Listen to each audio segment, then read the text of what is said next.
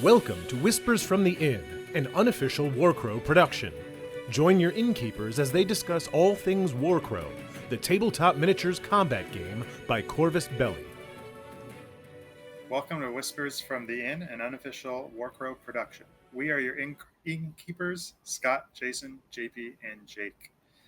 So since our last episode, what have you guys all been up to for your hobbying? I can start us off. Right now, I actually have been doing way too much travel to be able to do any hobby time. So unfortunately, I am still sitting with Verkana as well as the CNN officers sitting on my hobby desk. Hopefully, I'll be getting those tonight after we're done recording. I am still waiting on my replacement parts from Spain to finish out my feudum. But in the meantime, I have been working on building up the hegemony, as well as building my miniatures cases that everything will eventually go into. That's important, isn't it? Yeah. You have to get it somewhere, right? Safely. Yeah, I had a little mishap last week. I was going to a Shatterpoint tournament last weekend, and my organizer case handle busted on the bottom of the stairs. So I got lucky. Not much was broke, but now I am organizer caseless. So that's been a challenge to do other things. It wasn't Warcrow stuff. It was all Shatterpoint stuff. So I can't imagine what would happen if a Warcrow case went. No, that'd be devastating, honestly. I have been. I'm almost finished with the Curtailers. Grove Curtailers? Yes. Nice. That is my last CNN box that I'm putting together. And luckily, I have a whole slew of new things coming because our friend Scott brought a bunch of goodies from an Interplanetario. So I've got Verkana waiting, and at some point, instead of building, I need to start painting. But I figured if I build, then I can play. That's and fair. Then paint will happen later. I think that's all of our problems, typically. What is this? Your first or second unit of Curtailers? I still only have one unit of all available twos right now, except for I did get a second set of Ward Riders from Interplanetarium just because I think the models are super cool. They're super fun to play, although the 2 times I've played them, they've literally sat on a point because that's what made the most sense at the time. So they didn't really go do all the charging around stuff, but yeah, and that's fine because the game is not about killing. The game is about holding objectives. It is not. I had a little bit of. I also did my variant supports that had Eskogard. Is that his name? Escol, and then the other support unit that's in that. Has anybody else built that one? Because I had a little. Yes, I had a little. Yeah.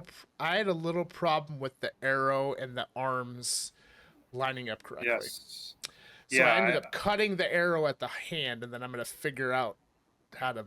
It wasn't like it was long enough, or I couldn't get the arms close enough because of how they slotted. I have found the most challenging times has been for any of the Silecasts has been when you have to attach a character who has 2 arm slots, and it's like they're holding a weapon. Yes. Or something like because with the Gisamirs, I ran into that with the pole arm. Yeah, and I've been struggling to figure out, because I'm like, okay, this arm slots really well, so I just did that one first and let it dry, and then I tried to do the other one.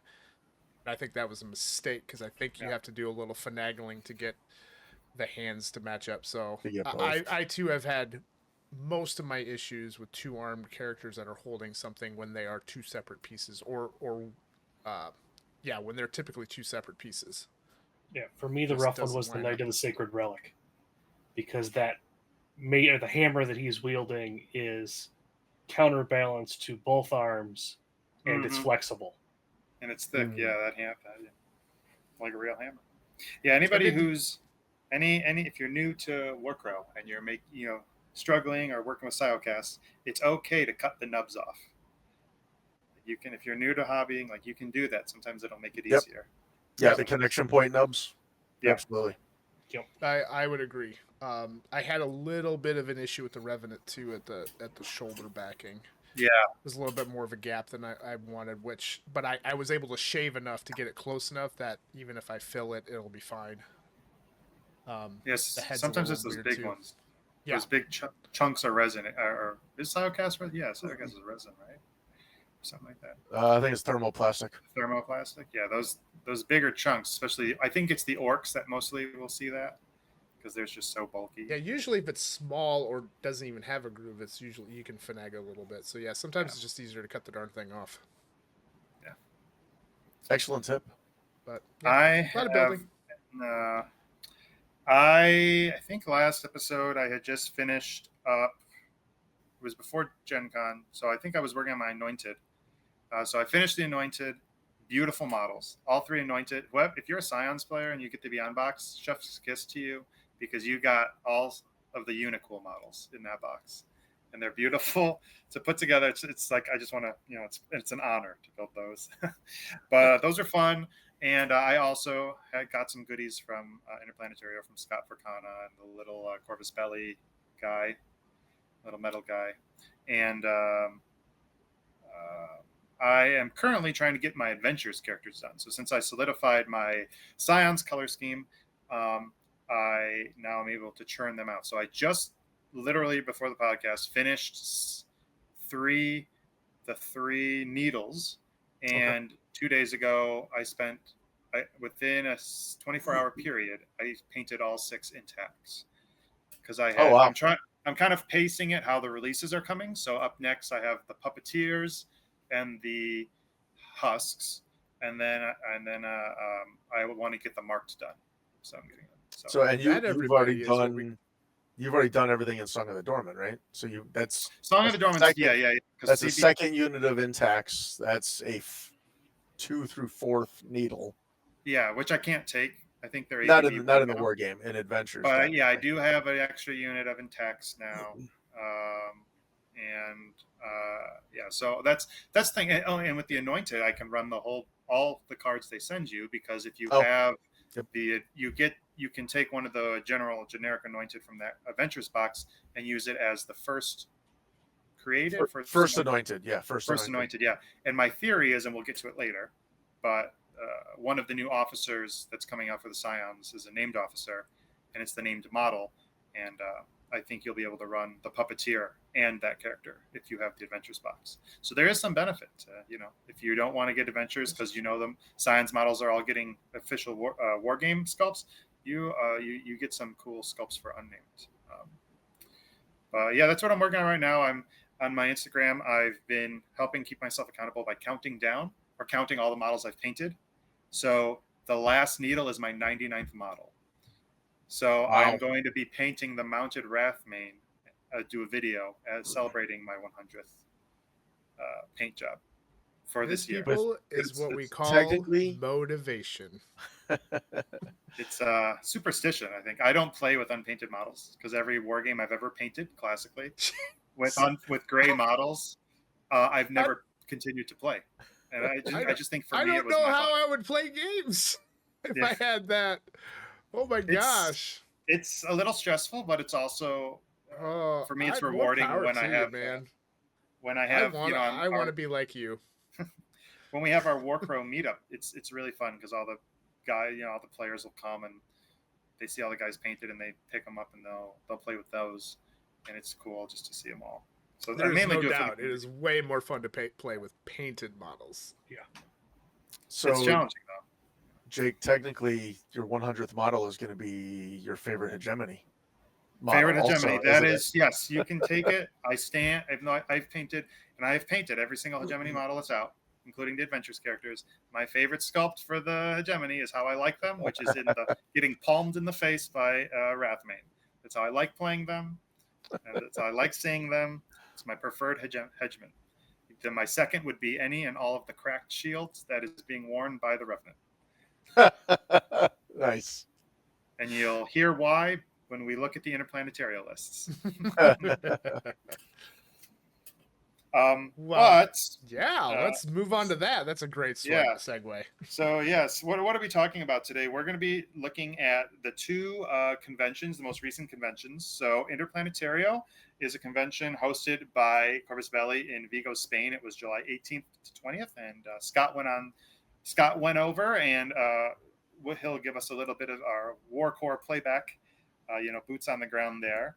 And then just recently we had GenCon, which was July 30th through August 3rd, which was in Indianapolis, Indiana, here in the United States in the Midwest. And Scott and I were both there. There's a lot of cool stuff to kind of unpack from both. But let's start off by talking about Interplanetario. So Scott was kind of our eyewitness on the ground there. So, well, how was it, Scott? What do you It think? was so much fun. This was my first trip to Europe. Uh, Interplanetario was at the tail end of a 2-week trip, so like the last 5 days, we were at Interplanetario, and it was amazing to see everybody from Corvus Belli, to meet amazing players from all over the world, run into some old friends from here in the U.S. that have been playing Infinity with them for years and years. They went over. So Cobra Prime and Bruno were over there, met up with them. But it was great to be able to play in the first truly authentic Warcrow tournament. We had 28 players. It was spread out. Everyone was guaranteed 5 rounds over 2 days, and then the third day, the top two would face for the final match. And they did a really cool thing where they did the final match dead center of the event center.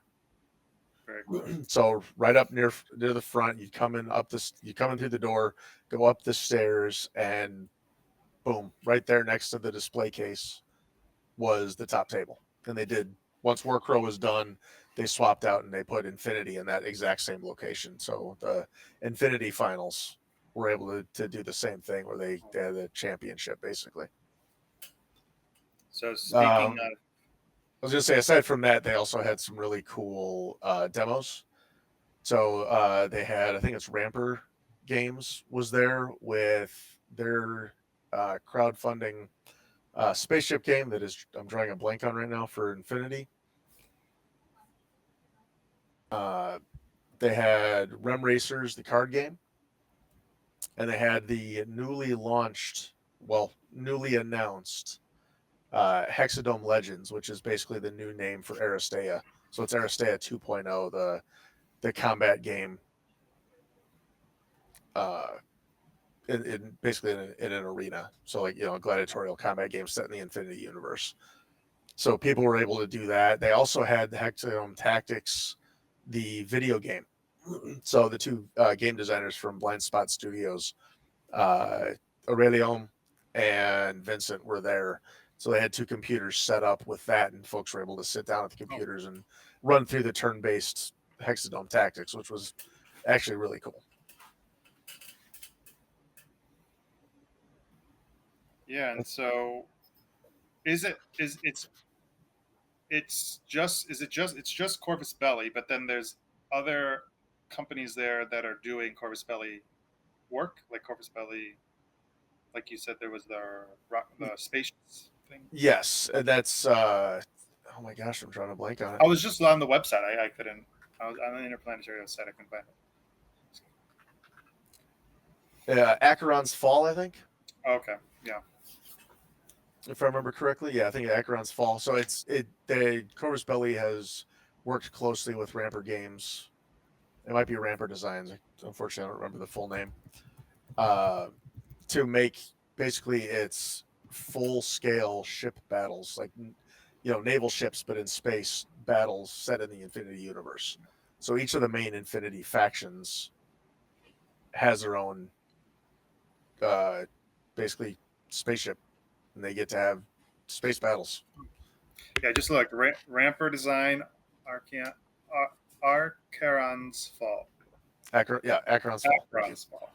Yeah. And cool. Acheron is one of the like the jump gates that the ships could travel through. So they're fighting over that jump gate. But yeah, you're right. Everything there is Corvus Belli, basically IP, intellectual properties. Aside from the tournament, which we will get to, if I remember correctly, you painted a Darak for a painting competition as well, right? I did. So yeah, they do something called the Crow Awards, and you've got it in two separate. You've got standard submissions, and then there's the master. So the master level costs a little bit more to get into, and that's the one where if you get chosen as the top of your category, you get a whole bunch of euro.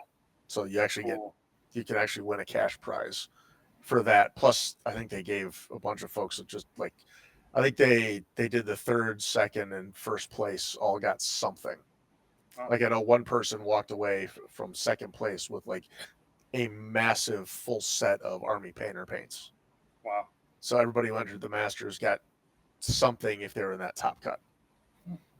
That model was literally all around Europe.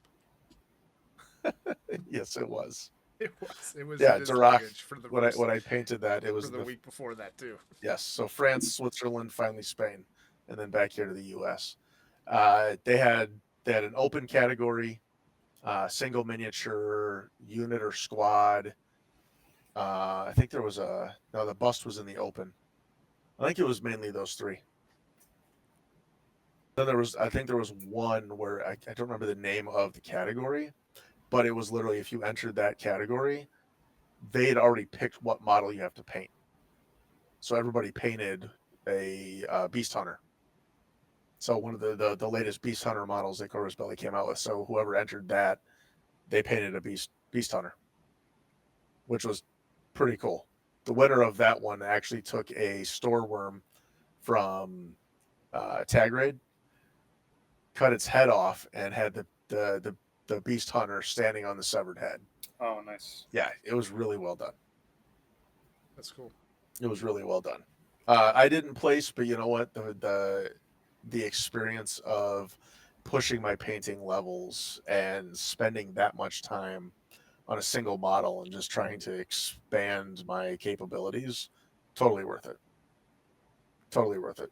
Learn new techniques and learn what not to do for painting fastly, and definitely what works for me. We could say starting earlier, but Maybe. I mean, I think I put about 30 hours into it, which is easily the most amount of time I've ever spent on a model. Wow. Yep. And then you use it in the game and it gets killed within, 30 seconds. First round, gone. Yes. And the one game I played, no, I didn't play with him. Never mind. You're right. He probably does. Unless he's hiding in his forests. But speaking of rounds, the big thing there, obviously, one of the big things was the first Warcrow tournament. Yes. So why don't let's do a rundown, if somebody wants to do a rundown of the factions that were there, how many of them, and we can talk about I can give you a rundown of that. So I played Scions of Yaldabaoth. I was one of 7. We had 28 total players. Scions had 7 players. Hegemony of Emberzig 12. Northern Tribes 6. And CNN 3. So I know a lot of folks were looking at like the pairing, the standings at the very end and saying, I think it was like 7 of the top 10 were Hegemony. Well, yeah, they had 12 of the 28. So almost half. Yeah. So they had a higher possibility of being up there.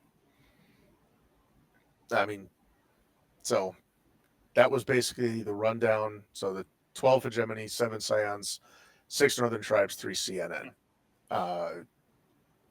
All I can say specifically for my games, 5 really great individuals, had a lot of fun. First I played a gentleman from Australia named Jono. I think he came in 4th with CNN. 3 different gentlemen from Spain, and the last, I think he was actually my 3rd game, but the last of the 5 to round it out was a gentleman from Switzerland. Very nice. Yeah. And I played, before you left, I played your list to kind of help poke it. But it's a fun list. If you want to tell folks what your list was. Oh, you're gonna make me remember. I remember it was more. It Guess was like a what? more of an elite scions. It but- was. It was. and So it it was was 8 right miniatures. before.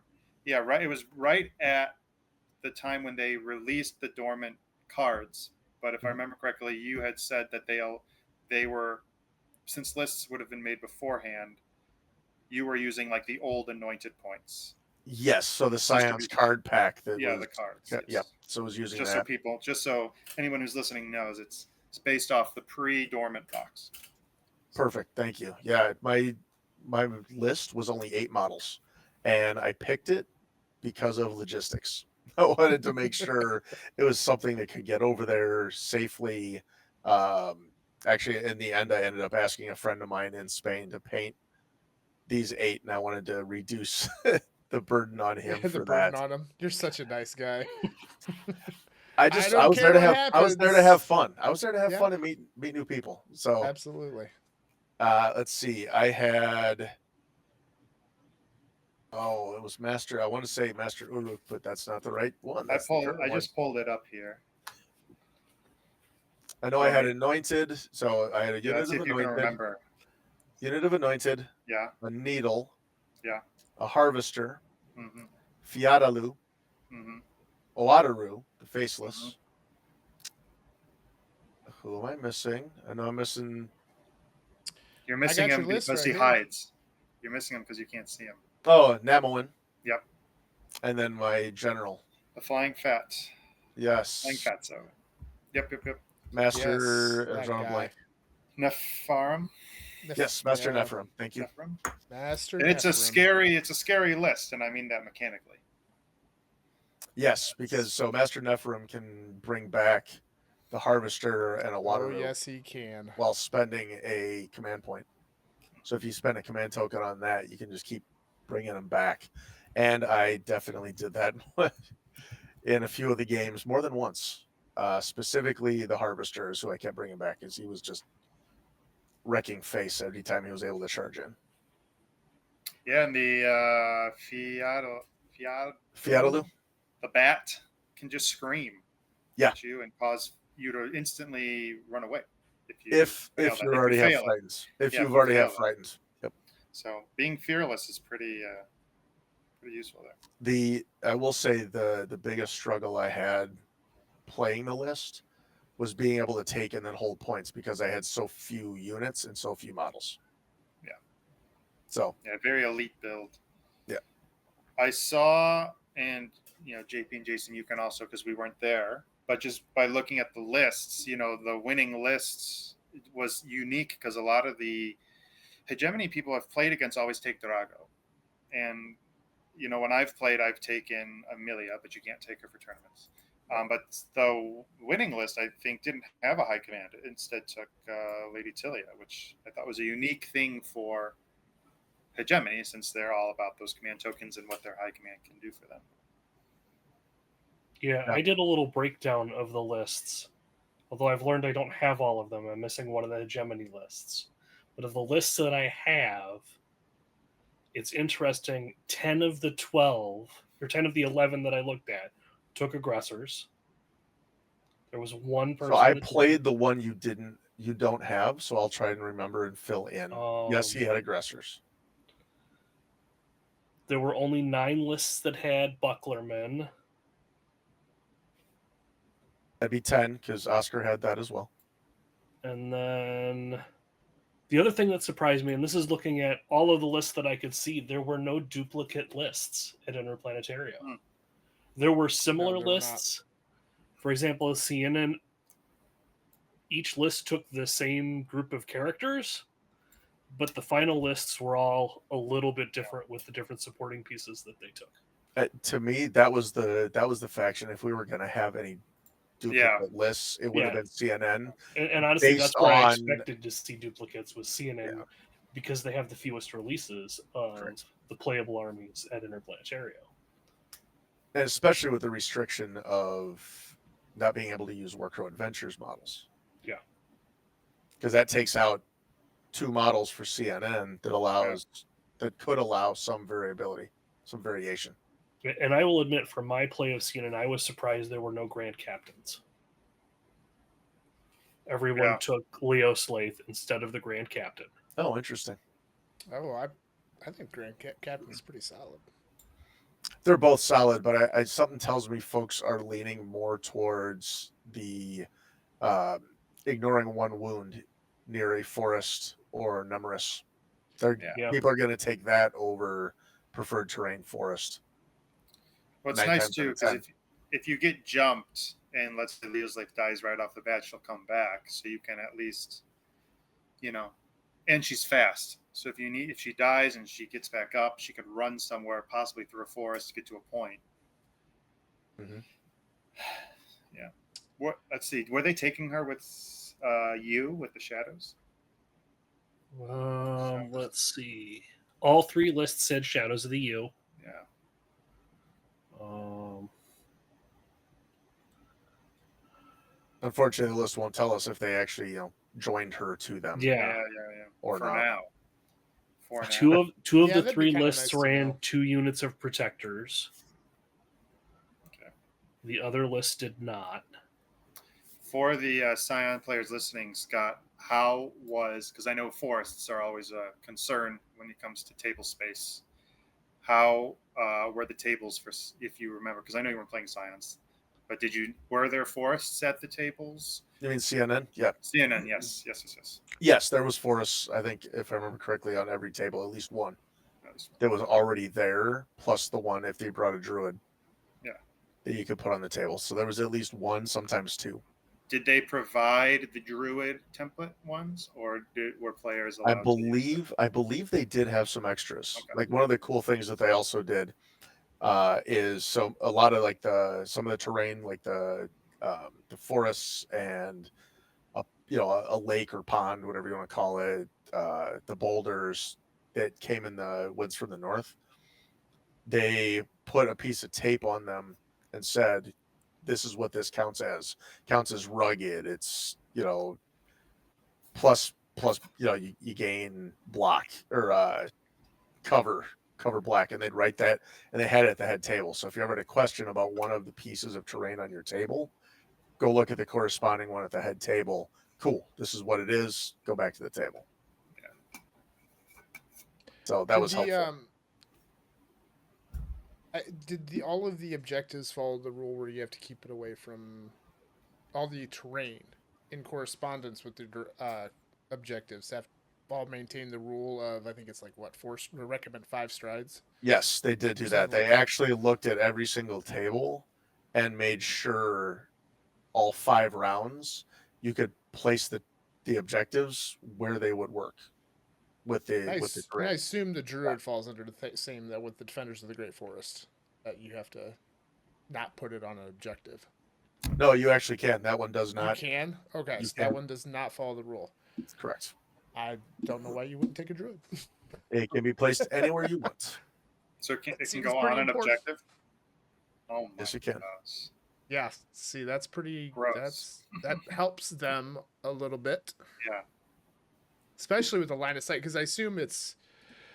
Oh, what is it? It just says forest, so it does block line of sight, and you get cover black. Yep.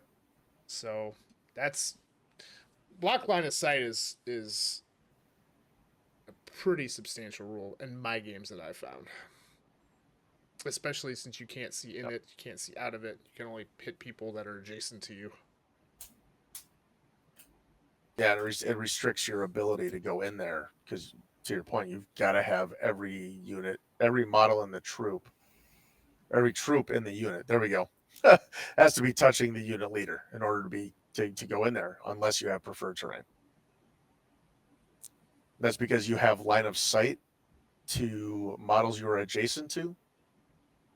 Which did And- get FAQ'd. I know that. Yeah, that's part of the. I think it's part of the 1.5. If not the FAQ, it's in one of those. There's a few quick fixes and stuff. Yeah. Because up until then, you couldn't. If you had a unit You of couldn't more even than see yourself. one troop, you couldn't go in. It's great for ambushers though, especially if you have preferred terrain forests, Yeah. because then you can just Yeah, I didn't think charge about right that. out off the bat. So I like how they fixed that because you're not eliminating a piece of the board for all units, but you are slightly limiting like how far they can get in there, the formation that they take up, things like that. So So we talked a little bit about hegemony, CNN. You played Scions. How about Northern Tribes? Did you play any Northern Tribes? I played a lot. So I played CNN first, then 3 games against Northern Tribes, followed by my last game was the only time I ran into hegemony. Okay. So I did see, yes, lots of Northern Tribes there. All right. So 3 of my 5 games. I think JP, you said you looked through all the lists. Did you notice any trends? Any ice bears? There were no ice bears. No No ice ice bears. bears. He's too expensive. It's Love too him. expensive. That's the trouble I I ran love in. him. So yeah, he was like, Northern Tribes. Everybody wanted to play hegemony, so of course I picked up Northern Tribes. And even though they weren't my preferred faction, I've grown to love them. So now they're one of my top 3. So The big surprise for me for Northern Tribes is not everyone took a wise bane. The only cheap point guy we got. That It's interesting. There were is a number of command Tundra ability. Marauders. Tattooist at all? There were Because that's the healer. I mean, that character can heal. It's an off-brand. there was Warsurgeon. one tattooist. Yeah, Lady One Numeria had a tattooist. Yeah. There were 2 people with skin changers. I'm curious as Sorry, to know 3 lists with skin changers. what tattoos they took. And I apologize, 2 lists with tattooists. Lady Numeria and Renovadio both took tattooists. The Northern Tribes came the closest to having mirrored lists because there were 2 lists. The only difference was one person took a Wrathmane and a Wisemane, and the other one took a Tattooist and Tundra Marauders. Okay.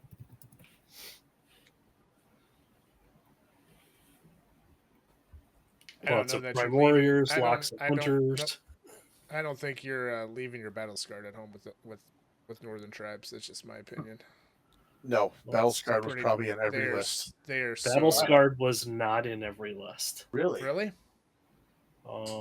Everyone except for Lady Numeria. Okay. Maybe she Pretty knows good. something we don't. Yeah, I know at Adepticon, Misty and Gonzo. What's their podcast? Remember? More Than Dice. More Than Dice. Yeah, I played against Gonzo, but Misty was the only other Northern Tribes player, and her and I had almost identical lists. I took the Dark Master, and she took a different character. But it was so. It seems, at least from when I've talked, I have rarely talked to Northern Tribes players, but from the few I have, there's a lot of like characters that are like, we really like these people, we don't like these. Okay. So I'm seeing that. I remember I did a list against Scott once, and Scott, I don't know if you remember, it was right around the time when the Elves came out, CNN came out, and I took the Ice Archers, and the end of the game result was just all I had left was my squad of Ice Archers, and Scott had his squad of Protectors, and we were just shooting at each other from across the board. Yep. I do remember that. Yeah. I believe that was the game we played where you specifically said you were taking all the stuff you don't normally take. Yes, I took stuff I didn't take because I think it was right after Adepticon, and so I had played my kind of my go-to lists with Marauders and Dark Mass. A lot of the characters I liked. So. Yep. But It was a fun game. But yeah, just to kind of round out Interplanetario, it was a lot of fun. The very last thing that they did is you could go take a tour of the CB headquarters and factory. So we did that on the Sunday. So the last day in the afternoon, we were able to get on a coach bus that took us around the bay, to the other side of the bay to the headquarters. We got to see where they sort all the parts, where they make all the parts, everybody's desks in there, where they've got a small conference room. So we got to see all of it, and we also got to see where like they keep all the stock, so where they package everything up. We were able to do some shopping there while we were there if we wanted. I needed to buy an extra suitcase to bring it all you really? home. Yeah. I was wondering. Yep. Yeah, I well, was fall able into to that. purchase one. Somehow we found a store on Sunday that was open because in Spain everything shuts down on Sundays. We were able to find one store with a suitcase, and it was a small enough one to be a carry-on, so I could take what was my carry-on and make it a personal item plus that carry-on. So it That's worked the out. dedication Scott has to Warcrow, ladies and gentlemen. Is he will switch it out, his suitcase, go through TSA, just a bunch of models. Yep. That or it's not good planning. One of the two. We're not going to talk about that though. Actually, it brings And I up can an say interesting that, point. and I can say that from experience because my wife and I have had to buy a suitcase on the way home on trips before because we're very cost conscious and we don't want to have another bag. Well, I know better than that after 8 years of traveling with her. It's got to be pretty funny. I mean, fortunately, Warcrow in TSA terms doesn't have metal models, but I can't imagine a TSA agent looking at the screen. It's like an Infinity player's bag just goes under and just lights up with all these little people. I think I got stopped once for I was coming back from Tank Fest and I had some 76 scale plastic models and I got stopped for that. And they had to take a look because they had no idea what it was. What is so this? They're like, "Oh, that's cool. Whatever." We meet on the first Monday or first Saturday of the month. Feel free to come by. I have heard stories from some folks that I've known in different gaming systems, including Infinity, that have been stopped in the just mainly because TSA wants to look at them. They're like, "This is really cool." That I've definitely heard of. Just a suitcase full of Adepticon medals. There are some individuals that do take home quite a few medals, and they could probably pack an entire suitcase. Like I know Adam Trunzo won a ton again this year for his Age of Sigmar terrain stuff. Like he always does, and I think they won Best in Show as well. So he had like 4 or 5 awards. They're heavy this year. They're alone. heavy too. Yeah, I had one this year, and I was wearing it. I told my wife, I was like, "I'm gonna have to put this in my bag. It's freaking ridiculous." But any other stuff we want to talk about for Interplanetario? We covered anything? If you don't know, just location wise, essentially, and I think Scott alluded to it, Interplanetario is basically in Corvus Belli's backyard. Yeah, it's right around. Just a quick drive or a boat. Over. Yeah, it's about 45 minute drive to get to where the bridge is and up and over. So for those who don't know, Vigo and Corvus Belli are on the far west coast of Spain, about 30 minutes north of Portugal. So it's right on the Atlantic. It's gorgeous.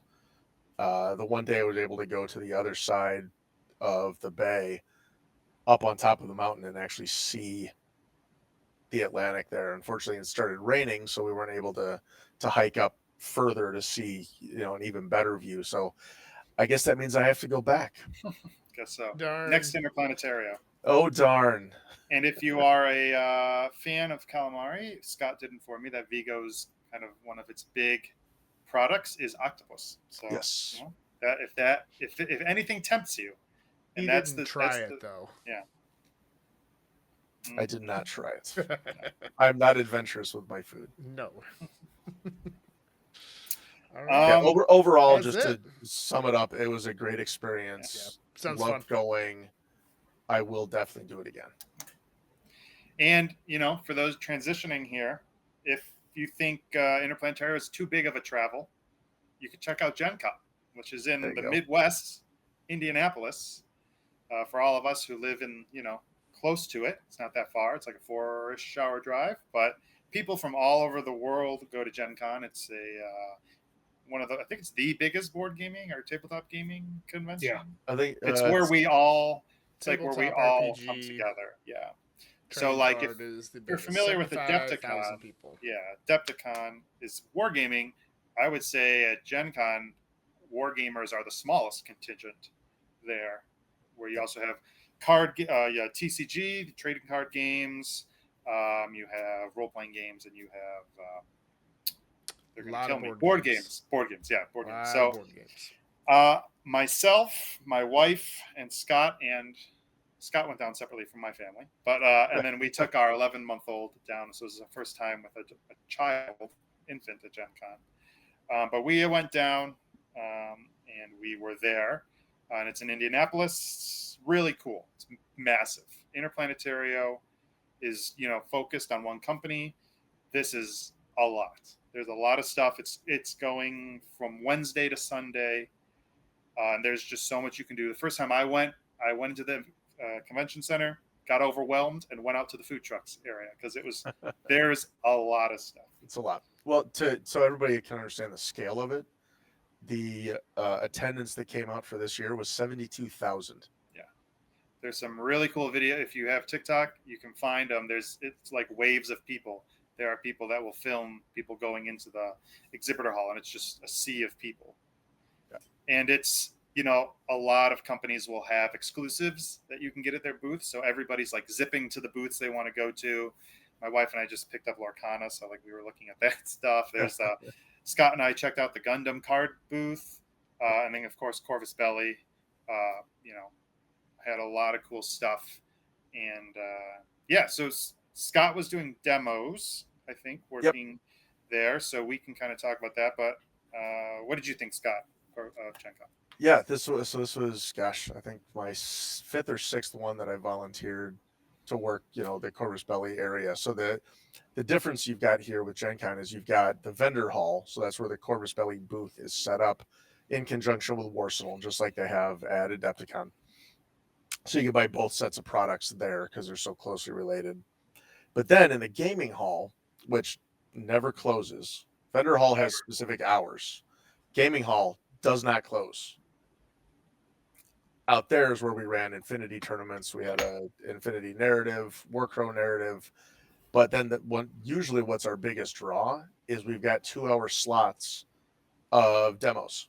So we had 2-hour slots of 2 boards of Warcrow, so you could run 4 people max in that 2-hour slot. 2 or 3 of Infinity and 1 of Rim Racers. The actual board game, not the card game that's coming soon. So I was in there running, I think, 16 hours worth of demos at least, minimum, of just getting new players interested and and see that if was they like hosted. mechanics. Warsenal was the exhibitor hall, but Interstellar Games, I believe, was running or was hosting Correct. kind of the tables and had really beautiful boards and stuff set up for people who wanted to try out. Yep. And it looked like when I walked, if you've ever been Gen Con, the gaming hall is just cool to walk in. Like I'll check out games I don't play just because the terrain is just phenomenal. I always go by Shatterpoint and Legion because I just love the terrain. In the past, when I've played those games, I've made it, and it's just really cool. And Warcrow, it looked like there were, every time I walked by, there were people playing Song of the Dormant. It looked like there were a lot of demos. I talked to a few people, and they were all interested in it. And I don't know, Scott, if you had similar. Oh yeah, I think there was maybe one person out of the 8 shifts that I worked that said, you know what, I like this. Thank you for the demo, but this is not the game for me. Like, cool, it's not gonna be for everybody. Everybody else, though, at least expressed to me that they really enjoyed it, and they'd either already purchased it earlier in the convention, and now they just wanted to make sure they had a walkthrough of the rules before they went home and tried to read through them themselves, or they were doing this right before they wanted to go buy. Yeah. And the cool thing is you can demo games at Gen Con and go to the exhibitor hall and then buy the game. So you could play Song of the Dormant, like it, go over there, buy it. They have Warsenal had their deal going, so you could get like a whole pack. You could get that, the Beyond Box, the Stygian, and Warsenal makes all the acrylic stuff, so you could get cool measurement rulers and stuff there, and it's a really cool opportunity. New acrylic yeah, the new acrylic counter? magnetic. Yeah, too, I'm mad I didn't know that was being sold. I'm gonna, gosh darn it. I still That's have the to only order. that's the only product I do not own from Warsaws a credit line for Warcrow. It's Is for that. adventures and Warcrow. I know. the I was one very that sad. exists. I Yeah. wish I had it this week, but I'm gonna have to order it again from my store. I have to wait. But it was cool. We had there's also a some more content creation, some intentional content creation happening. So you'll at the Warcrow booth, or not Warcrow, Corvus Belly booth, I saw there were some content creators there actively filming content. Yep. For Corvus Belly, and I think that's pretty great. And we'll talk about seminar a little bit later. But they talked a little bit more emphasis on content creation. There was a really amazing cosplayer who dressed up as the Breath that Scott and I got to That was really cool. chat with for a little. Yeah. And we did have, so for me it was slightly just strange because I was seeing my friends from Spain on a second continent 11 days apart. Yeah. So two of the Carloses, so Bostria and Coney, were in. Max and Manuel had flown in from Spain to work at the booth and go talk to other, whoever else they needed to talk to. Yeah, as part of their networking.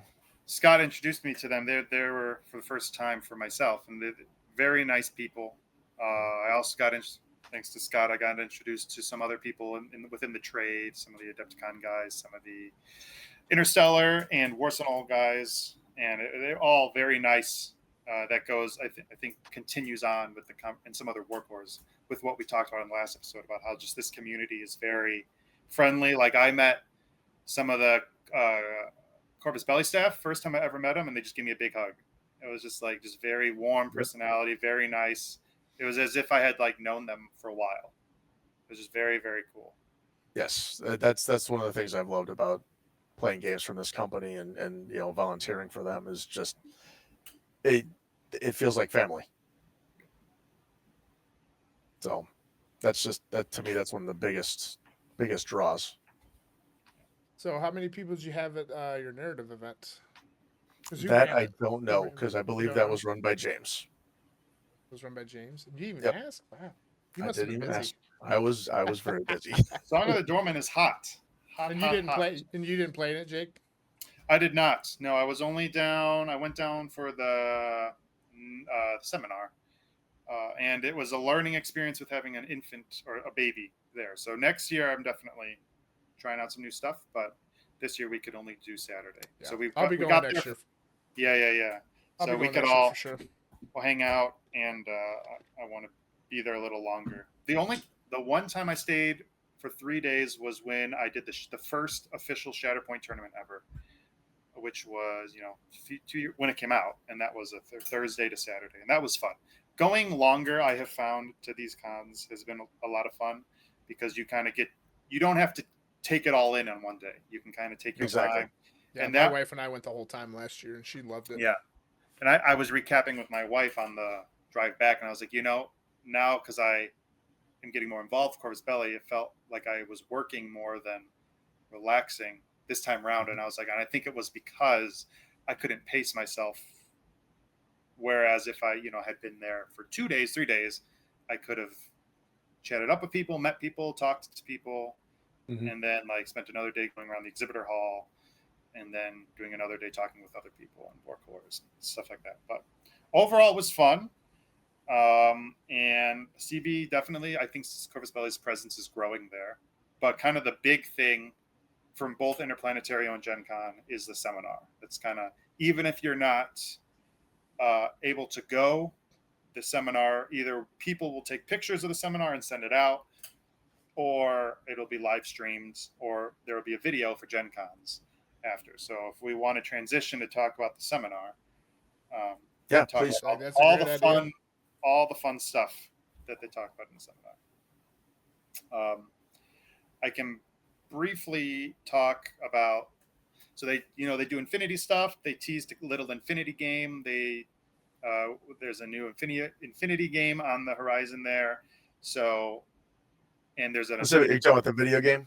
Yeah, video game. So I have, I'm Infinity curious currently. So I don't know a lot about Infinity. But there's a game coming out, and then there's a kind of like a turn.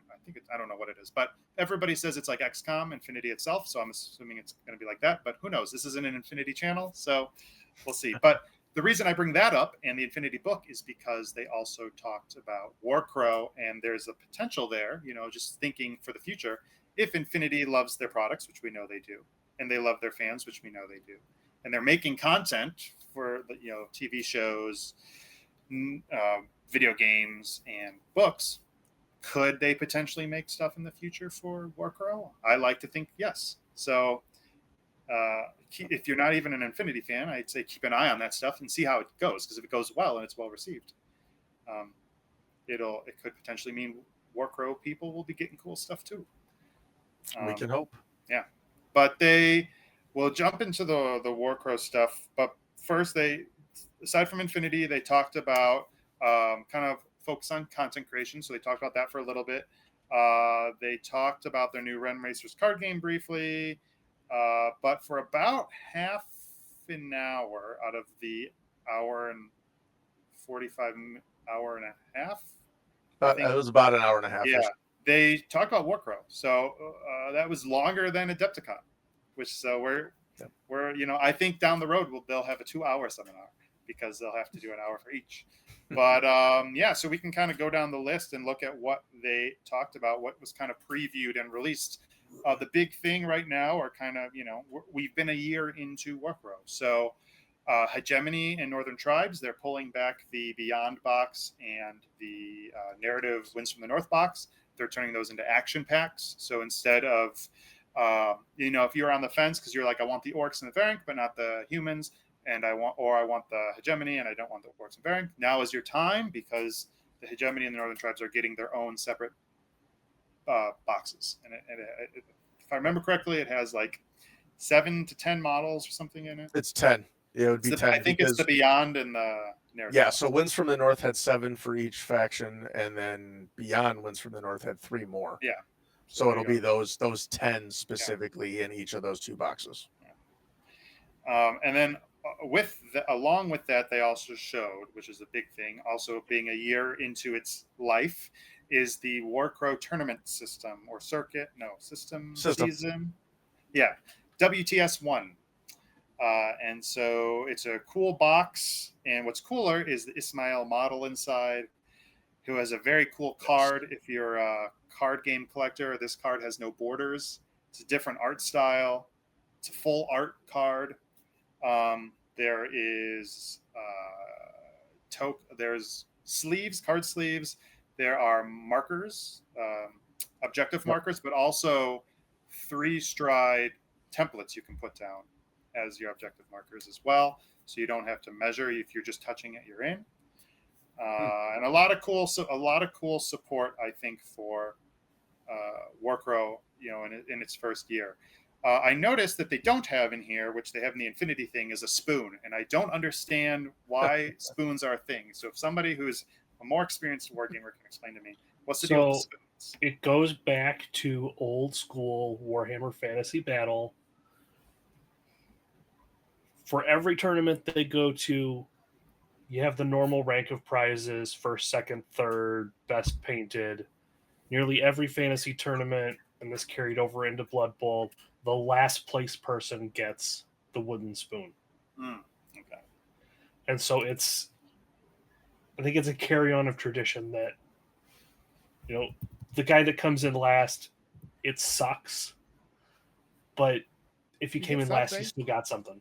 You got something. Yeah. So maybe you one day could be a proud owner of a Warcrow spoon. That's the way to see it. It's usually my goal. But first you don't succeed, right? You get this one. So for those who are familiar with Ismail, I just want to kind of talk about Ismail for a second. He's all grown Because up, the war game is 5 years after the occurrences of Warcrow Adventures, Ismail is now 5 years older because he's a young boy. He's 19 now, I think. Spoilers. We're gonna have to put spoilers on this. Spoilers. Why? None of that's hidden information. If you haven't played Adventures. But you know that he's a young kid. You don't need to know his story. Carry on. Okay. Speaking of So speaking of spoilers, there is Hoopu did mention if you play Adventures, some of the sculpts, you'll know why he looks like that. Yep. Yeah, that's all I So can say. they added, and as well as they showed like some of his skills and things he can do in Adventures. He's now better at because he's older. He's had more practice at it, and they put that into the card, so his profile shows that growth, which I think is awesome. Very cool. And it's a cool sculpt. He's on fire. There's blue all around him. Yep. It's very, very cool. And I want to check for anyone who's listening, just so you could know what's in this thing, right? So you get a winner medal, you get Ismail and his card, you get acrylic templates, you get acrylic conquest tokens, you get card sleeve packs, medal initiative token, a merchant alliance patch. So in my collection of Warcrow patches, it's the one patch I don't have yet.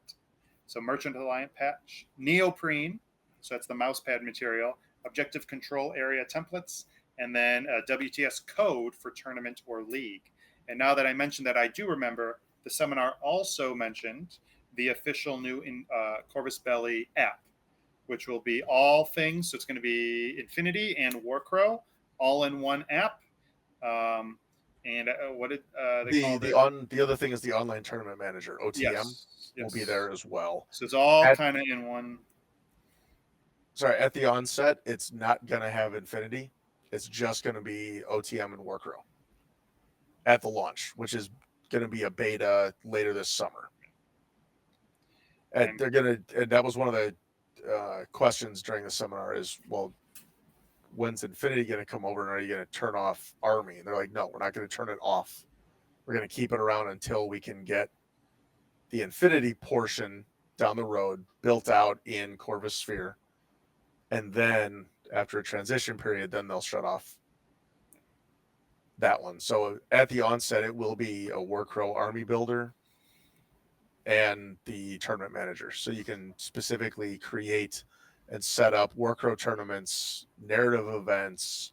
You can create your own missions and share that with the world. All of that's going to be possible in Corvus Sphere.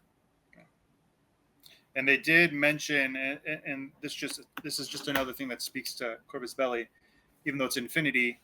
They showed a bunch of Infinity logos, which I'm assuming are factions or sectorials that had been removed. And they made it very clear that they were like, we were going to remove these, or we had removed these, but because the fans wanted them, we heard what you said, and we are going to continue them in N5, which is the current edition of Infinity. So right now they are out of the game, but they're working on putting them back in because they have to translate N4 profiles into N5, and it's just going to take a little bit of time. Yeah. And they were very clear. They were like, it will take time, but just thinking about that as a company, how many times, if ever, have you played a game and your models are now irrelevant or something? It's like a lot of people, I thought it was cool. As somebody who's newer to Corvus Belli than my other hosts, this was just for me, I was like, oh, wow. Like I've had other games where I've lost stuff and it's become irrelevant. So I thought that was really cool. And Corvus Belli is they listen. And I discovered Corvus Belli likes proxying. You can proxy your models. So even if your model is out, you can use it for something else. But speaking of models, let's talk about the fun stuff. So I'll go by what they teased. They teased it at Interplanetario, and then they went a little bit more in depth. We're not going to talk about cards today, but we are just going to talk about kind of our thoughts about these things. So they showed Feudum. And Feudum got the Guardian of the Mounds. They got the Feudum Commander. He's the big guy with the bull hammer. Feudum Magister, who's like a really old 71-year-old guy who just kicks butt. And then Genevieve, Countess of Salim, who they mentioned is Warcrow's, is Infinity, I guess, has Joan of Arc. This is Warcrow's. They mentioned that this is Warcrow's Joan of Arc. So what do we think about the Feudum? Those sculpts look great and amazing. And like, to me, Guardians of the Mound, I know a lot of people are like, okay, they look like Skeletor masks because their masks are all the skull that they've got going on. But I like it because they are truly the guardians of the burial mounds, right? Yeah. And So you got to see it them painted. makes We've not seen them sense. painted. Yeah, and to me, it's like I always reserve my full thoughts, not for renders, but when I see a painted product. Yeah. Because it translates a little differently. I think they just look great. Guardians are just I like them. I thought they were they got crossbows on their backs. They're ready to kill. I think for me the one that's I like Genevieve. She's just a very heroic looking character, and she's got dwarven armor in the lore. She has a deal with the dwarves with the Mount Haven, and so her and a unit of her knights, who maybe we'll see in the future, all have dwarven armor on. And so you get that fun little lore snippet in their sculpts. And so she's looking off there. And then I just love the Feudum commander because he's this massive guy. He's just a chunky, it's going to be a chunky model. He's fantastic. I love him. Yeah. He looks so mean, but so cool. So yeah, that's Feudum. Anybody have any other thoughts on Feudum stuff?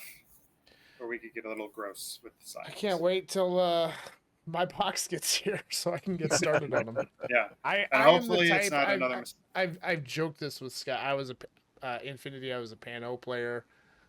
In D&D, I'm a paladin. For some reason, every game I do, I naturally gravitate to the religious part of whatever faction there is. It's mostly probably because I'm a big history buff, so I just love the history that goes along with that in medieval times and things like that. So wasn't my plan, and just kind of gravitated and once I started seeing things. But as we talk more, I was also done with hegemony, and well, we'll talk about that one a little bit. Yeah. And and Feudum has been a little challenge for me because I'm going from playing orcs, which is like we bonk things, to playing Feudum, which is very much like paladins and D&D. It's all auras. So I have to remember if my knights have 6 auras on them from all the people around them. But as people learn to play, I'm sure we'll see it. See people getting strategies more. But companions to the Song of the Dormant of the Feudum, we also have the Scions. And so the Scions are getting husks, which is kind of like their version of a zombie undead. We get the Tutor, who he's got some big eyes, I'll say. We have Master Mayeli, who is the puppeteer, a named puppeteer. And we also have Sumara. And all of them, except for the Tutor, are characters in Warcrow Adventures. Not Master Mayeli, but the puppeteer. But Samara is a character just like Ismail, who has had story stuff happen, and now the character looks different than the exclusive mini from Warcrow Adventures. But they're gross and cool looking. My favorite part about the husks, because they are undead, they've been risen up. Each one of the 4 in this unit, in this box that's coming out, is from one of the different other factions in Warcrow. So you have a CNN husk, you have a Feudum husk, you have a hegemony husk, and you have, I think it was an orc or a variant. It's a variant because I think the orc is going to be separate because currently in the cards we have an orc husk as an officer. Yep. So I think down the line that may be something. I really like the artistic take that they added to that. It's very, very cool. Let me rephrase my earlier statement in the beginning of the episode. The husk of the hegemony is my second favorite way I like my hegemony. So I like the Wrathmane face palming them, and then I like when they're dead and then they get risen again. None of that objective control garbage that you just stick on the point. And they got no war surgeon to help them. The Tutor, if you've not seen that one's crazy because it's just like a hooded figure, but their eyes are pouring out of their face and have enlarged. Just a lot of cool, gross stuff. Mm-hmm. Like if you're somebody who likes like the body horror-ish, eldritch-y type stuff, these guys got it. Because even the husks, they're not like just zombies. They have fluid pouring out of their mouth and stuff. Because from my understanding, the puppeteers and the essentially the necromancers use tinge or some sort of black liquid to puppet them. That's it. I think it's a part of their own essence. Yeah, it's like their It's put blood into or them. something. Yeah.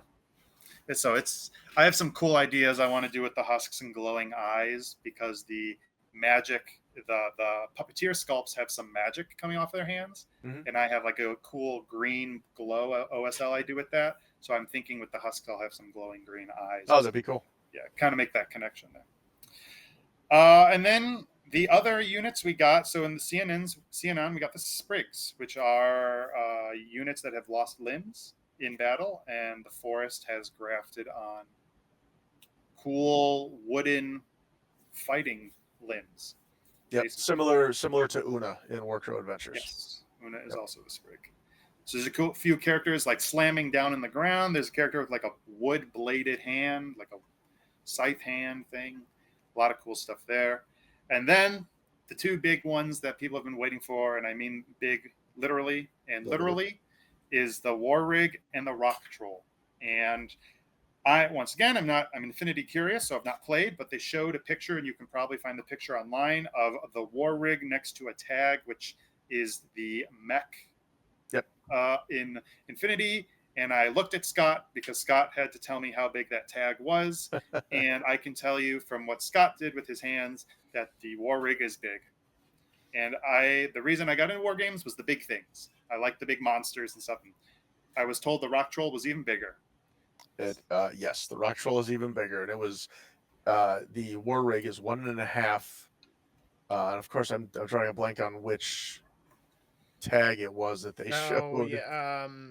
I could tell That's the I have it right here, but I don't remember which one. Is it Jodam? It wasn't the Yotam? Yotam. It wasn't the Yotam. Was it the Squallow? Is that the one that got the new sculpt recently? I think it was a new one. I'm not sure if it was a Squall. I'll look it up. But yeah, it was I 1.5. have the picture right here. Just since there's no comment on it, so I can't see it. While they look that up, the Rock Troll is made from the totem that the Evoker has on her little satchel, the little fertility totem. And so if you look at the model of the Rock Troll, it's that little fat guy, that little fat sculpture in a swirling vortex of magic with a giant earth elemental around it. And I loved that little Okay, guy help on me it. out with that. I don't know what the little baby guy is. So on the Evoker, she's got like this little, and I found out on the Mounted Wrathmane, he has one too. I just saw it today because I was looking at it. But it's like a little, and it looks like the ancient, because I'm also a history buff. It's like a little fertility symbol, little fat lady. Yep. And I liked it so much that when I took pictures of those guys for my Instagram, I zoomed in and took a picture of that little guy because I was like, I will do anything to keep that guy alive. Now I literally can't, because that little guy, the Evoker, like summons the earth around it, and that thing is essentially the head of this thing, Of the Rock Troll. of the Rock Troll. And the tag was the cutter. So the War Rig it was is, the one cutter, and, yep. is 1.5 cutters high. Which is big. pretty- Yeah, I don't. JP, we're gonna need another new case. Yeah. That's the the thing, first. yeah. That's the first thing I thought. I was like, gosh darn it. And that makes me think of the Griffin. And I know Scott sent me a picture of the Griffin because he got to see it in person. But that thing's going to be big because that thing has just a vertical sculpt. Like it is vertical. Yes. So if you like, I'm looking at my minis case. I'm like, I'm going to need a 60 millimeter monster base case specifically for the big guys because it's just big. It feels like it's at least 10 inches tall. The Griffin, at least. That totally So ruins cool. everything. I'm gonna have to. And get something, down the like, line, specific. Based off what I've read in the lore book, that Griffin is a named character, which means we could eventually, fingers crossed down the line, get a cool unnamed Griffin as well. So that would be very, very cool. Maybe two. Maybe it's a unit of two. Who knows? Yeah, to me, I just love the steampunk aspect of the War Rig. It's that like, War Rig he's got a flamethrower on his shoulder. yeah, and it's manned by 2 Ghent Dwarves, which is just Yeah. awesome. And like, it's not what I was expecting. And I know Sean and the other Touch of Tinge guys talked about it after Adepticon a little bit. Talked about like what somebody had shown them like a concept art. And it lived up to the hype that they talked about. Like it's literally a guy in a chassis in the chest, and then a guy on the shoulder with a flamethrower. And it's just cool. I mean, it's The crazy thing is, once again, as somebody who's now interested in Infinity, I'm basing everything off of this war rig, which is like this giant mech. I'm just terrified to fight it, but I'm also excited to fight this thing. It's so cool. I love that just- for years and years, Infinity players have clambered for gigantic models, and Warcrow is getting them almost right away. Yeah, Well, and it's gonna be. I hope we have it's like interesting. I want to play a game with someone where I can do a let them fight and just have the war rig and the rock troll just go at it in the middle of a. That could happen. Yeah. And I say that only because I can confirm the Infinity community and I had a game with one individual, and it was one where you had to mark somebody to be like a Oh specific yeah, character in your army. Like they had to yeah. be part of the scoring. We both made an agreement of neither one of us will shoot each other's, special character, and we will do everything we can to run them into the center and just have them fight. Duel it out. And we did, and it was awesome. Yeah. It was And the war Ajax rig, versus oh yeah. Cocaine Bear, the bear pode, Nice. and it was so cool. Just So fun many to cool be able to things do you can that. do. And in the lore too, they have like the Northern Tribes talks about these mega beasts, and so like there's things bigger than the rock troll. I mean, look at all the Northern Tribes skulls they have, right? There's things that are bigger. Yes, there are. Oh, the things to come. Here's the thing that I thought was cool. Kind of going back to the husks was, in Adventures, they're all the same sculpt, right? 'Cause it's a board game. But Yes. then we have these new husks that theoretically are replacing. I wouldn't say replace that if they're availability too, which I haven't looked at the card. You can use both, but the new sculpts are like you have an orc that is a husk, and you have a hegemony that is a husk. And I didn't fully understand that part of the lore. When I saw that, I was like, okay, now I get it. That's really cool. Mm-hmm. That, there's a mishmash of all of the societies in these zombie forms. So I was like, that was really clever. Yeah. Really clever writing, really clever storytelling, I thought. Yeah, and we'll have to see what their AVB is, because right now husks are dirt cheap. So we'll have to see how that gets changed, if it gets changed, because I know Guardians of the Mounds are only one right now. But we're getting new cards with all these. All the scions are getting, all those scions have new cards, right? Or the husks do for sure. I'm almost positive. So if the release for Scions is something that was in Warcrow Adventures, then the new card will basically be in effect, and the old one is now retired. Yeah. So whatever the profile card looks like for the husks when that's released, the one that you bought, if anyone bought it in the Scions card pack, retire that one, hide it away. That's not the one that can be used anymore. It doesn't mean Yeah. your whole pack is No. null and void. It's just Nope. it's that specific. And Correct. There's an early rendition. We're getting more units, so things are going to change a little bit. yeah, and the price of it was like $30 or something. So And you got a it's limited one edition model. Yeah, you got to cool the progenitor. So you're good. Exactly. That's why I looked at it. We've talked about a lot of these really cool new things that they showed us during the seminar, and I think we've already got the September releases, so we know what's coming out in September, because the August release is Winds from the North and Beyond Winds from the North. Yeah. So September is going to be the Warcrow Tournament System packet. Or Song of the Dormant. Thank you. Sorry. Yeah. Yes, Song of the Dormant and Beyond Song of the Dormant. Thank you. That's August. So September is the WTS pack that you talked about, the War Rig. For the CNN players, you can pick up by itself, outside of the action pack, a unit of Protectors of the Forest, as well as the special resin bases for Scions and Feudum. So that's a pretty big release month for Warcrow. Just that season pass. I mean, that season box. It's going to be nice. Yes, it will. Yeah. Now it's And $80. then I'm not exactly looking forward to how much the war rig is going to cost. Yeah. That might be the single most expensive thing I've ever bought. That is one thing. it's a big guy. Yeah. And I found out, I was talking to somebody at Gen Con logistic wise, like how Siocast and Unicool works. And it was, they're able to cut the price, they're able to keep prices the same. It all depends on what material is the majority of the box. So because if you think of like the Beyond box, half of it is Siocast and half of it is Unicool, they're able to keep the price down because you can also count the cards and the bases. It is not as bad as I thought it was. Yeah. 6240 on Warsaw. There you go. That's not as bad as I thought it was going to be. Oh, I was expecting an $80 model. Yeah, I was too.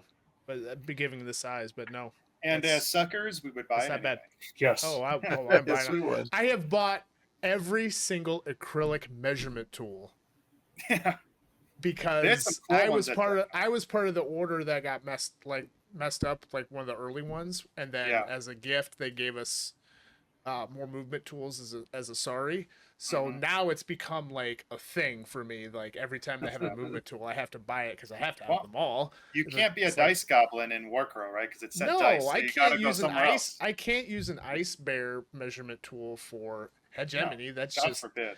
that can't happen. Yeah. So And if you I don't have to take have one Ice of Bear, everything. if you don't take Ice Bear, then you can't use him. You have to use the. You They just had a have to use cool. the orc one or whatever. Yeah, the Orc Rage one. Yeah. Yeah, so Looking, I can justify anything. make a count. Can you justify 2 war rigs? Yeah, I could. Conversion.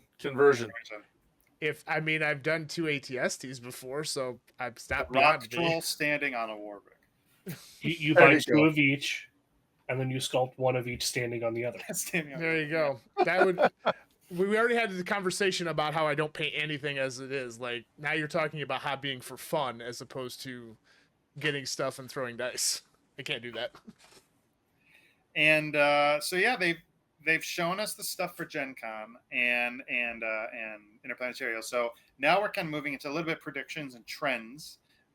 But my personal predictions is that October, November, December, unless they hit us with some brand new thing that we've not seen, I think we'll get an officers pack for Feudum and Scions.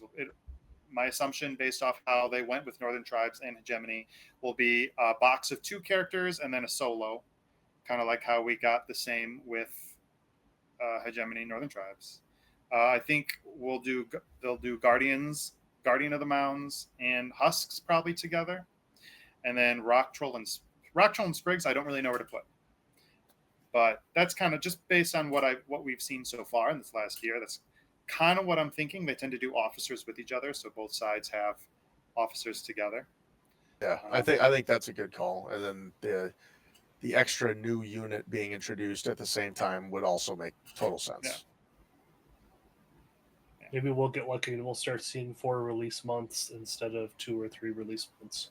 I can't afford that. So Yeah, I was gonna say stop my wallet. that. My poor shush. wallet. Because unfortunately, I have a Shatterpoint problem too. So like, I can't buy it all, and I'm starting to get back into bolt action too. So like, but that stuff can get printed, so I'm not too worried about that. But yeah, Warcrow's getting a little expensive. I've definitely resigned to the fact that I will not be able to own everything, which is Yeah, I probably a had to good pull idea. back. I've already built a closet in my basement for all my stuff, and it is getting full. So Can confirm. I've seen it. yes.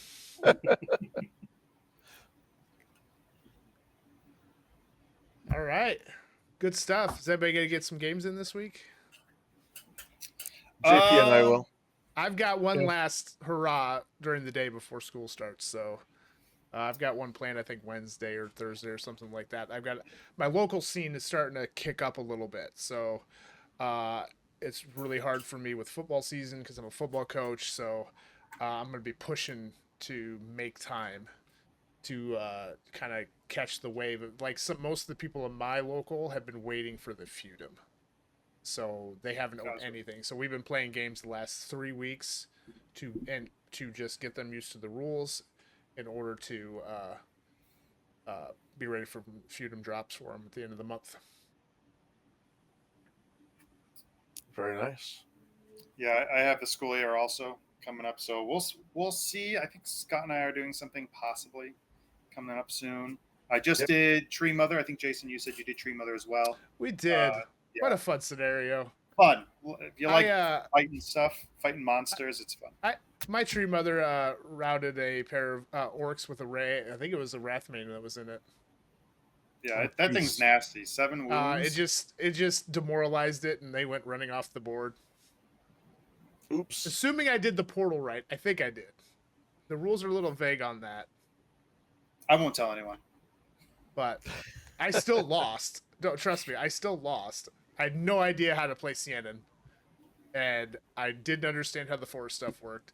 All I did was have, we called him Harvey Birdman. I don't remember his actual name. Oh yeah, But Birdman. He jumped around a lot and did some things. And I was like, Alula. I'm just gonna try that. I don't even care about the scenario. I'm just gonna jump him around and disappear him and jump him in again. Oh, Ynir. That's Ynir. Yeah, I can do that. I mean, that's a fun mechanic, especially if you hit the whip roll. It'll be more fun when my Griffin grabs him out of the sky. But, Oh, not stay- nice. stay Not tuned. Nice. Stay tuned. I had a little imagery. I told Scott at one point it was like the Scions have their little bat, and then you have the Alula come and grab him, and then the Griffin comes out and grabs the Alula. It's got a little bird fight going on up there. As a CNN player, I'm not sure I like the full end to that, but we'll see how it plays out on the table. Yeah, we'll see what Eventually. Yeah. Eventually. So I guess let's talk real quick about what's probably coming up next for this channel. Next, we're going to do a review of Song of the Dormant, where we can talk through the sculpts, talk through the profiles, and give our feedback on what we think about all of those, which will be really good. Because by then, I think most of us will have our boxes in hand. And if you want to find us, you can email us at whispersfromtheinn@gmail.com and follow us on Facebook, Whispers from the Inn. Awesome. Anybody have any final thoughts? Stay out of the fog. Stay out of the fog. May your dice have lots of hits and specials and switches and all the things that make this game fun and unique. Absolutely. Hey. We'll see you all next time. All right. See you Good next night, time. everybody.